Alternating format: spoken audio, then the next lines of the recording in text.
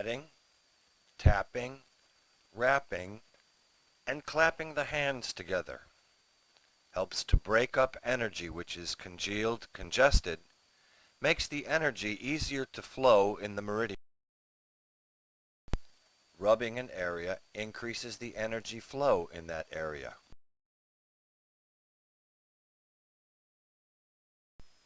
Extend one arm to the side.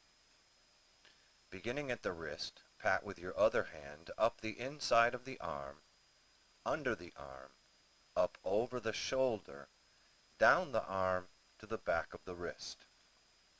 Now drag the patting hand up the reversed path and then flick down the inside of the arm. Repeat on the other arm.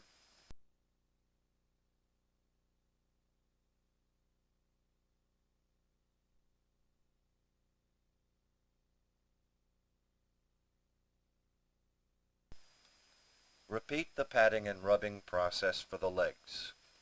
Begin at the ankle and pat up the inside of the leg through the groin, over the back of the leg to the butt, and down the outside of the leg to the ankle. Then drag the hand back, up, and down the inside with a flick.